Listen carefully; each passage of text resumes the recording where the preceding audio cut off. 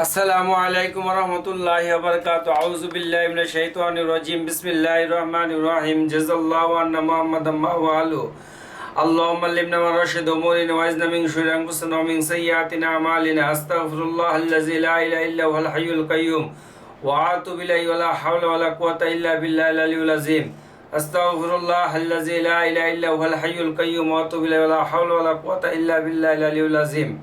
আজকে 28 তারিখ জুলাই মাস 2025 সাল।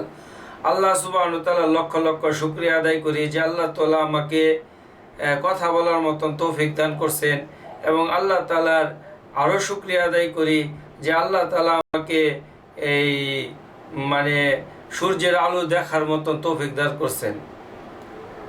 যাই হোক, আল্লাহ তাআলারই সবই পরিকল্পনার অংশ বিশেষ।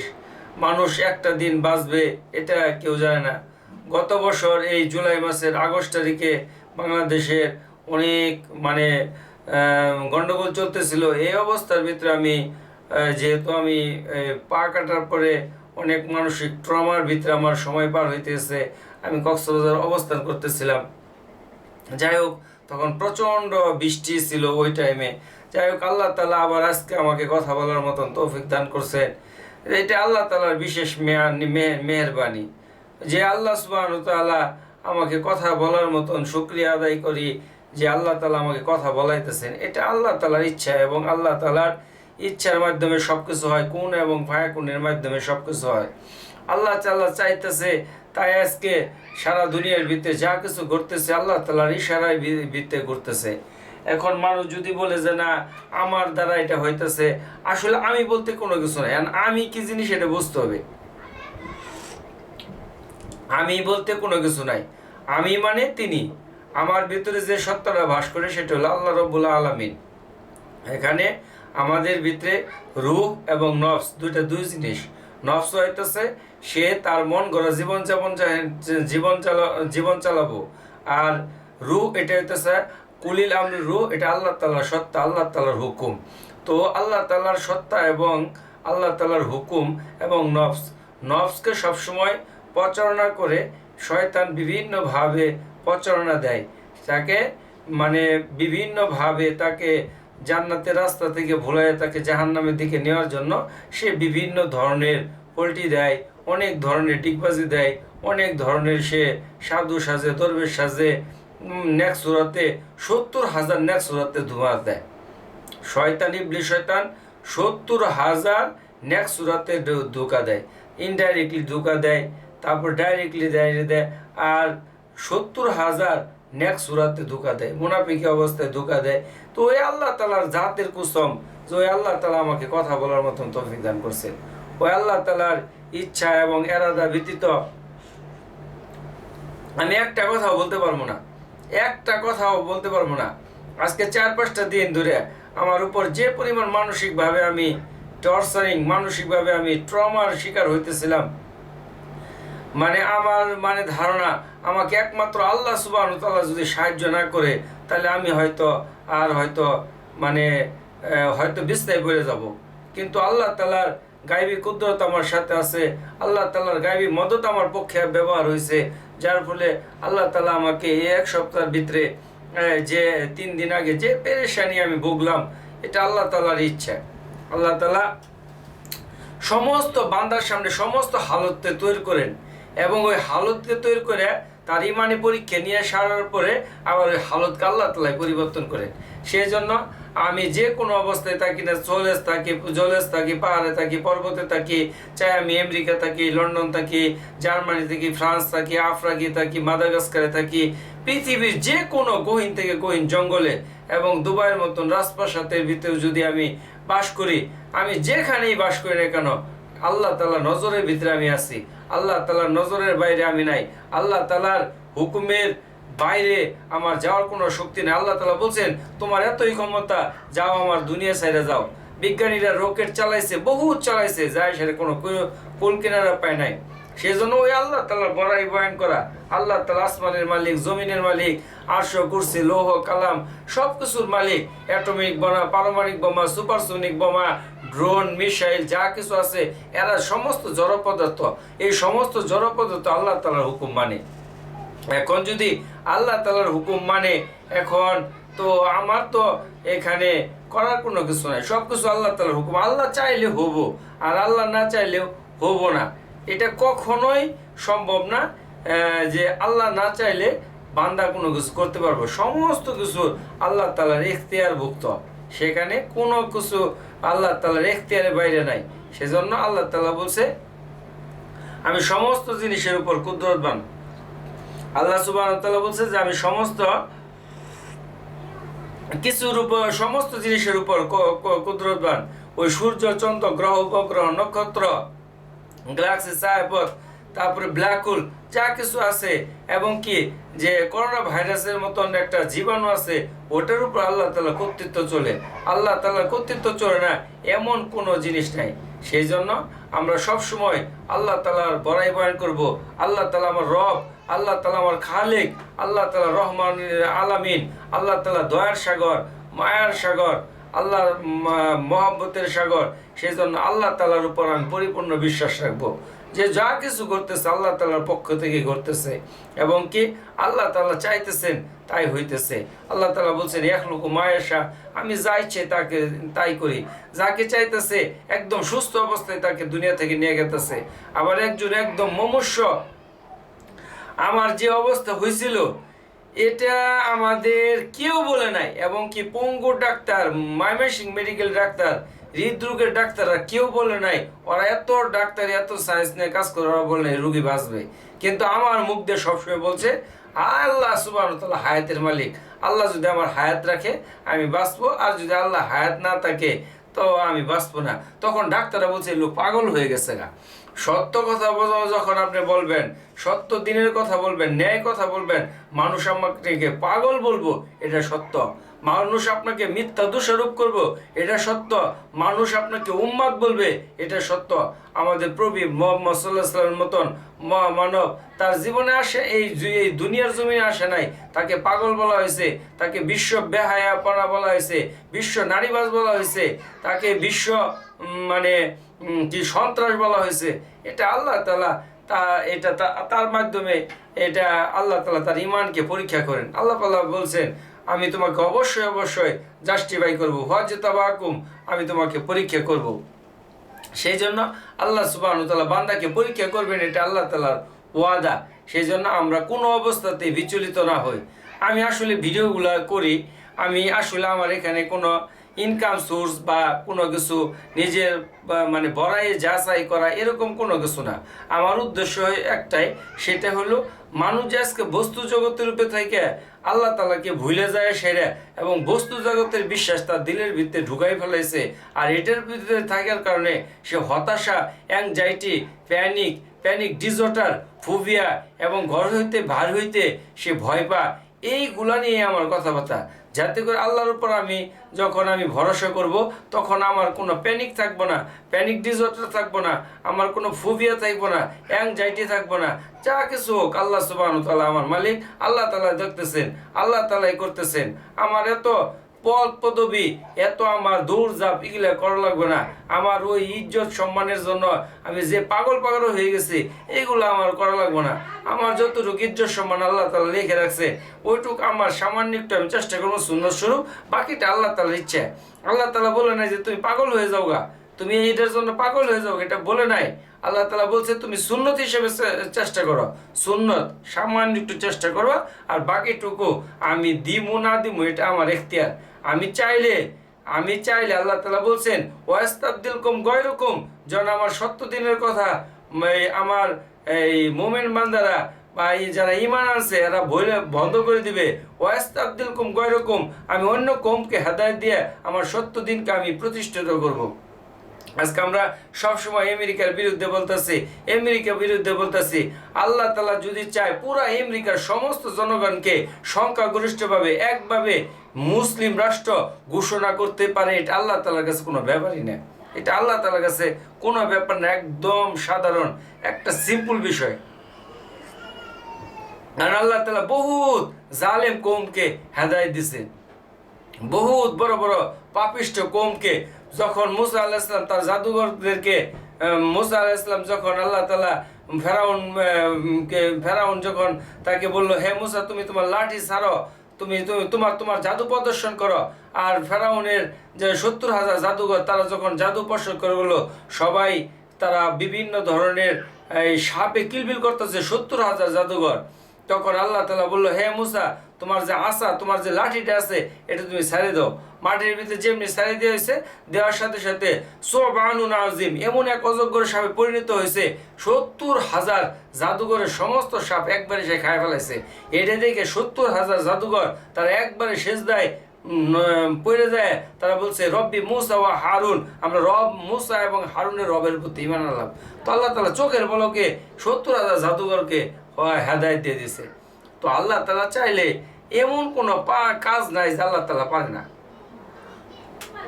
আল্লাহ তাআলা সবকিছু পারেন। সেই জন্য ভাই আমার একটা কথাই, আজকে আমরা কুল্লু মুসলিম ইখওয়াতি, সমস্ত মুসলমান ভাই ভাই, আজকে আমরা ডিভাইডেড তৈরি করতেছি। আল্লাহ তাআলা এই জিনিসটাকে পছন্দ করে না। আল্লাহ তাআলা মুসলমানের ভিতরে ডিভাইডেড, পার্থক্যতা, এগুলো আল্লাহ তাআলা পছন্দ করে না। আল্লাহ তাআলা চায় যে প্রত্যেক মুসলমান এক ছাতার নিচে আসবে, তারা এক ছাতার নিচে আসবে, তারা আল্লাহ তাআলার বড়াইকে বয়ান করবে এবং নবী মুহাম্মদ সাল্লাল্লাহু আলাইহি ওয়াসাল্লামের জীবনী, তার জীবন আদর্শ বানাবে এবং তার জীবনীকে সে ধারণ করবে এবং কি তার আখলাক চরিত্রের মাধ্যমে কাফির, মুশরিক, ইহুদ, নাসারা তারা ওই চরিত্রটাকে তারা কি করবে, নিজের জীবনের ভিতরে ফিট করবে। এখন যদি আমাদের চরিত্রের ভিতরে চুরি, ডাকাতি, চিন্তা এবং মুনাফিকিয়াত, বিভিন্ন ধরনের আরও যে সমস্ত মানে বাংলাদেশের সংবিধানের বহির্ভূত কাজ আছে, এগুলো যদি থাকে, তাহলে আজকে বহির্বিশ্বের ভিতরে বাংলাদেশ ছোটো হবো, তখন আমি মুখ দেখাইতে পারবো না। সেই জন্য আমাকে চিন্তা করতে হবে আমার দেশকে নিয়ে, আমার জাতিকে নিয়ে। আমি মুসলমান, আল্লাহ তাআলা আমাকে মুসলমান করে পাঠাইছে। মুসলমান হওয়াটা এটা অনেক গর্বের বিষয়। আল্লাহ তাআলা আমাকে যে মুসলমান করে পাঠাইছে, ওটা অনেক গর্বের বিষয়। এটা অনেক বড় নসিব লাগে, অনেক বড় নসিব ছিল দেখে আল্লাহ তাআলা আমাকে মুসলমান করে পাঠাইছে। সেই জন্য আমাদের চরিত্র হওয়া লাগবে নবী মুহাম্মদ সাল্লাল্লাহু আলাইহি ওয়াসাল্লামের মতন। নবী মুহাম্মদ সাল্লাল্লাহু আলাইহি ওয়াসাল্লামকে রাস্তার ভিতরে কাটা বিছাই দিত, আর আল্লাহ রাসূল সাল্লাল্লাহু আলাইহি ওয়াসাল্লাম হাঁটতো আর খুব কষ্ট পাইতো। আর ওই বুড়ি যখন অসুস্থ হয়েছে, তো আল্লাহ রাসূল সাল্লাল্লাহু আলাইহি ওয়াসাল্লাম তাকে দেখতে গেছে। এই ছিল আমাদের নবী মুহাম্মদ সাল্লাল্লাহু আলাইহি ওয়াসাল্লামের চরিত্র। এরকম চরিত্র আমাদের হওয়া লাগবে। যে ছুরি দিয়ে নবী মুহাম্মদ সাল্লাল্লাহু আলাইহি ওয়াসাল্লামকে হত্যা করা হয়েছে, হত্যা করার জন্য আসছে, আর ওই ব্যক্তি রাতের বেলা ডায়রি হয়েছে, নবী মুহাম্মদ সাল্লাল্লাহু আলাইহি ওয়াসাল্লাম জানেই না, সে তাকে মেহমানদারি করাইছে। সকালবেলা দেখে যে তার ঘরে একটা তলোয়ার, তখন সে ওই লোক আর তলোয়ারের মায়া ভুলতে পারে না। তখন সে তলোয়ারের মহব্বতে সে আবার আসছে, তখন বলছে, ভাই তোমার সাত রাত্রে অনেক কষ্ট হয়েছে, আমি তোমার খোঁজ নিতে পারি নাই। তখন বলছে, এমনই মহামানবের নিকট আমি আসছি, যাকে আমি হত্যা করার জন্য আসলাম, আর সে বলতেছে আমি তোমার খোঁজ নিতে পারি নাই। এর জন্য আমি আল্লাহ তাআলার কাছে দরবারে মাফ চাই প্রথমত, দ্বিতীয়ত আমি তোমার কাছে ক্ষমা চাই, কারণ তুমি তো আমার মেহমান ছিলা। তো আল্লাহ তাআলা মানে এমন ওই লোকের ভিতরে আমার নবী মুহাম্মদ সাল্লাল্লাহু আলাইহি ওয়াসাল্লাম তাকে হেদায়েত দিয়ে দিছে। আর সাথে সাথে ওই ইহুদি কি চুরি নিবে, সে ঈমান গ্রহণ করে ইসলামের জন্য সে কাজ করছে, আর ইসলামের জন্য কাজ করতে করতে এক সময় সে শাহাদাত বরণ করছে। সেই জন্য আমাদের দুনিয়ার জিন্দেগি এটা ক্ষণস্থায়ী জিন্দেগি। যে যাই বলুক না কেন, আমি বলবো এটা ক্ষণস্থায়ী, খুবই অল্প সময়। এটা আল্লাহ তাআলা নিজেই বলছেন, সাআতান, অল্প সময়। এই অল্প সময়ের জিন্দগির ভিতরে আমার প্রতিটা নিঃশ্বাসে নিঃশ্বাসে, দমে দমে আল্লাহ তাআলার জিকির, নবী মুহাম্মদ সাল্লাল্লাহু আলাইহি ওয়াসাল্লামের প্রতি দরুদ এবং আমাদের আল্লাহ তাআলার যে হুকুমগুলো আছে, এই হুকুমগুলোকে আমরা বাস্তবায়ন করার জন্য চেষ্টা করব।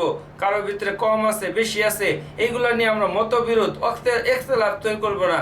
ইখতিলাফের মতন মাধ্যমে উম্মতের ভিতরে বিভক্তি তৈরি হয়। উম্মতকে উম্মতকে যদি বিভক্তি করে ফেলাই, উম্মত আরো গুমরাহি, উম্মত আরো পথভ্রষ্টতার ভিতরে পড়বে। সেজন্য নবী মুহাম্মদ সাল্লাল্লাহু আলাইহি ওয়াসাল্লামের প্রত্যেকটা উম্মত সে অত্যন্ত দামি। চাই সে বারবাডাসে বাস করুক না, বারবাডাসে অনেক মুসলমান বাস করে, তাদের মন মানসিকতা, মাইন্ড সেটিং এত সুন্দর যেটা কল্পনার বাইরে।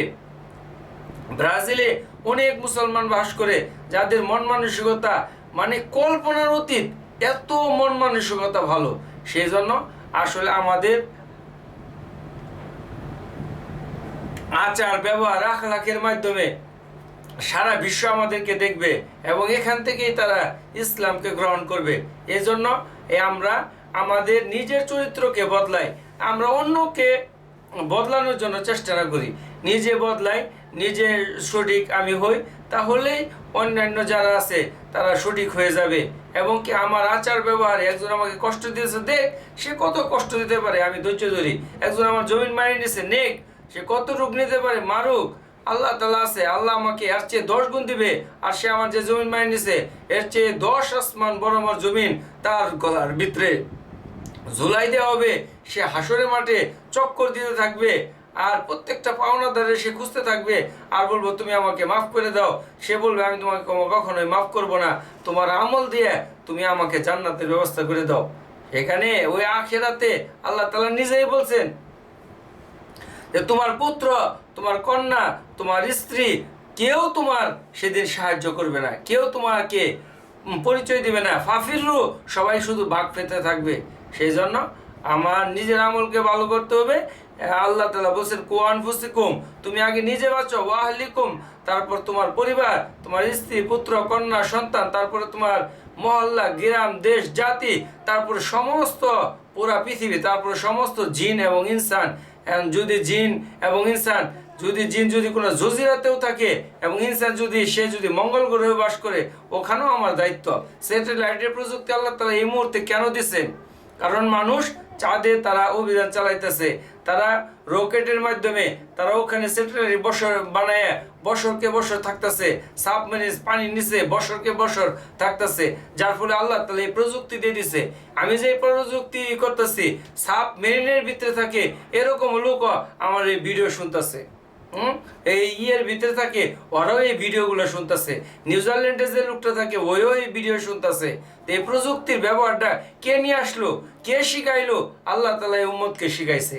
এই জন্যই এই প্রযুক্তির সঠিক ব্যবহার আমি করতে হবে। এখন আমি TikTok, free fire, games, PUBG, WhatsApp, Messenger, Instagram, এইগুলোর ভিতরে আমি সময় নষ্ট করতেছি, অথচ আমার সামনে আছে আখেরাত, যে আখেরাতের জীবন শুরু হবে, শেষ হবে না। আর যদি আমি আমার লাইফকে না করতে পারি, আজকে আমি মেসেঞ্জার, হোয়াটসঅ্যাপে, ভাইবারে, ইনস্টাগ্রামে যতই মেসেজ দেয়, একটা মেয়ের সঙ্গে প্রেম করি, রিলেশন করি, একটা ছেলের সাথে যতই একটা মেয়ে রিলেশন করুক, যখন তার পজিশন ভালো হবে না, সে আস্তে করে কাইটে বলবো, কোনো লাভ নাই। আবেগ দিয়ে জীবন চলে না, বাস্তবতা দিয়ে জীবন চলে। Practical is very hard. আগের জীবন ছিল রজকিনী, চন্দ্র দাস, মমতাজ, শাহজাহান, রোমিও জুলিয়েট, এই সমস্ত ছিল। এখন ওগুলা চলে না। এখন বাস্তব আপডেট হয়েছে, নিজেকে আপডেট করতে হবে।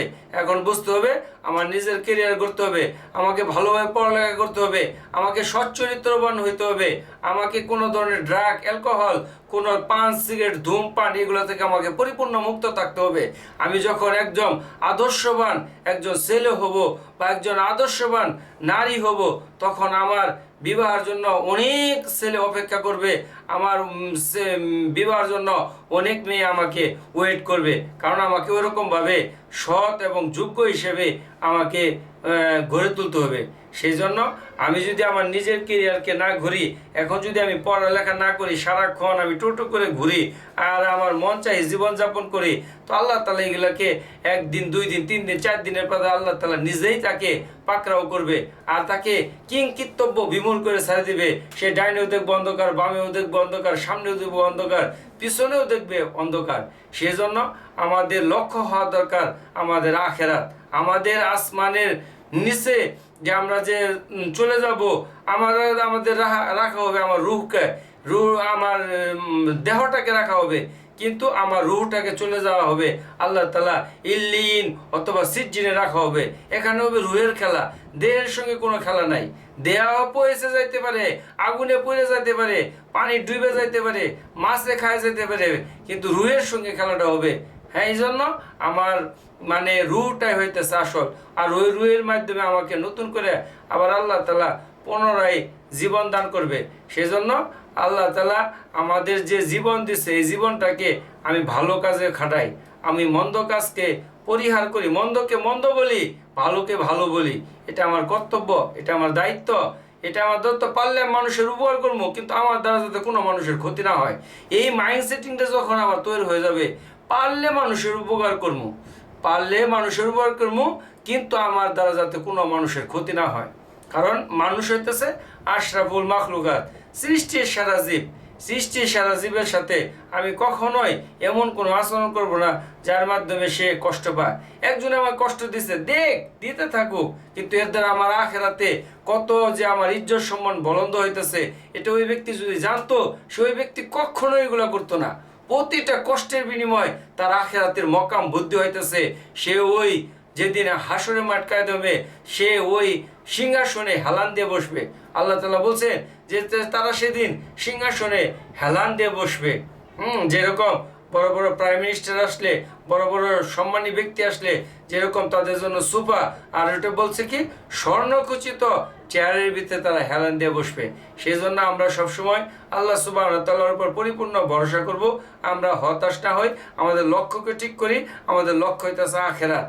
আমাদের দুনিয়ার জীবন এটা আমাদের ক্ষণস্থায়ী জিন্দগি। পৃথিবীতে সবচেয়ে হালাল রিজিক হইতেছে ওই রিজিক, কেউ যদি কাউকে খুশি হয়ে কোনো কিছু দেয়, এটা হইতেছে উত্তম রিজিক, এটা হইতেছে হালাল রিজিক।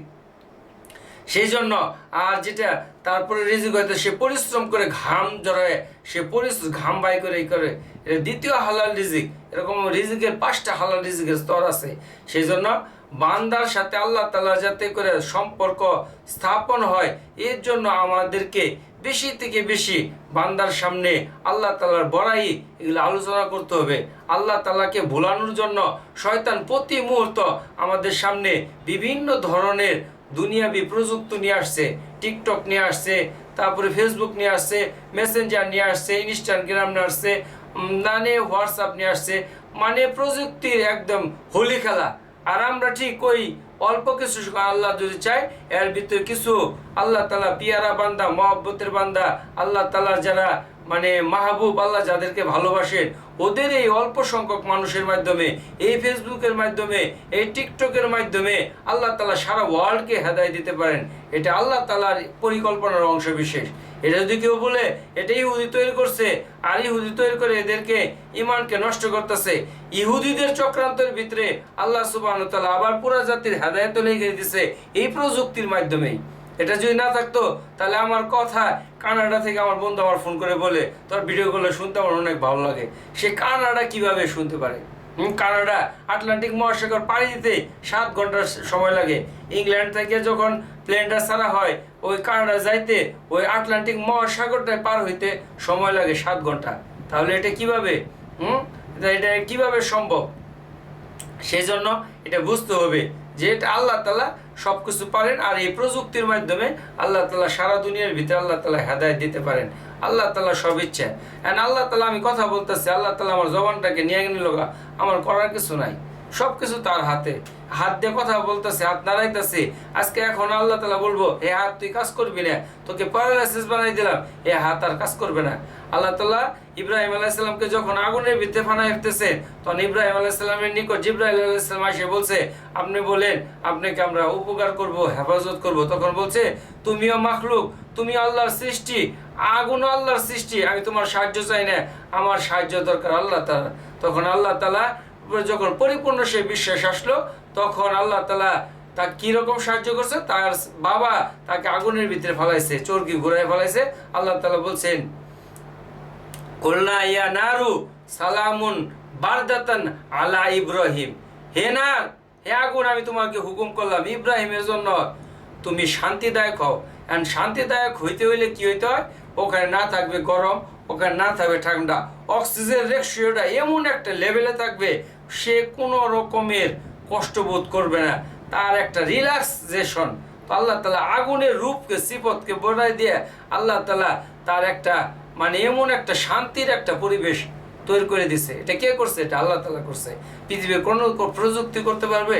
সেই জন্য আল্লাহর উপর পরিপূর্ণ বিশ্বাস আমাদেরকে স্থাপন করতে হবে যে আল্লাহ তাআলা আমার রব, আল্লাহ ছাড়া আমার কোনো সাহায্যকারী নাই, আল্লাহ ছাড়া আমার কোনো ইলা নাই। তা মোহাম্মদ রুকনুদ্দিন নান্দিনা পুরাতন পাড়া জামালপুর অধিবাসী, বাংলাদেশ আমার দেশ। স্লিপটা কাইন্ডলি কোনো কথার ভিতরে ভুল হইলে অবশ্যই আমাকে ক্ষমার দৃষ্টিতে দেখবেন এবং ফেসবুকে এই শেয়ার করে দিবেন। একটা কথাও যদি কাজে আসে তাহলে তার জীবন পরিবর্তন হয়ে যেতে পারে। তো আমি সারা বাংলাদেশের, সারা বিশ্বের সমস্ত মুসলমানের প্রতি আমার সালাম, আসসালামু আলাইকুম রহমতুল্লাহি ওয়া বারাকাতুহু। এবং সারা ওয়ার্ল্ডের ভিতরে যত অন্যান্য ধর্মাবলম্বী আছেন তাদের প্রতি আন্তরিক প্রীতি, শুভেচ্ছা এবং ভালোবাসা রইল। আমরা বাংলাদেশে বাস করি, বাংলাদেশের প্রত্যেকটা সংবিধানকে আমরা মেনে চলবো এবং কি একে অপরের প্রতি ভ্রাতৃত্ববোধ বজায় রাখবো এবং প্রত্যেকটা জিন এবং ইনসানের হেদায়েতের জন্য দোয়া করব। সবাই আমরা একে অপরের প্রতি মানুষ, মানুষ এখানে বলতে হবে আমরা সবাই মানুষ, আমরা সবাই মানুষ। মানুষ হিসেবে একে অপরের প্রতি শ্রদ্ধাশীল হব। কারো ধর্ম নিয়ে আমরা কটূক্তি করব না, কারো ধর্ম নিয়ে আমরা বিরূপ মন্তব্য করব না। আমাদের যে তাদের প্রতি আন্তরিক হওয়া দরকার, আমাদের ওই রকম আন্তরিক হইতে হবে। আর রাসূলুল্লাহ সাল্লাল্লাহু আলাইহি ওয়াসাল্লামের তার চারিত্রিক বৈশিষ্ট্যের মাধ্যমে সারা বিশ্বকে জয় করছেন। তো আল্লাহ তাআলা আমাকে মাফ করে দেখ, আল্লাহ তাআলা আমাকে হেদায়েত দান করুক। আসসালামু আলাইকুম। সারা ওয়ার্ল্ডের ভিতরে শান্তির ফয়সালা করে দেখ। আমিন আমিন সুম্মা আমিন। আসসালামু আলাইকুম।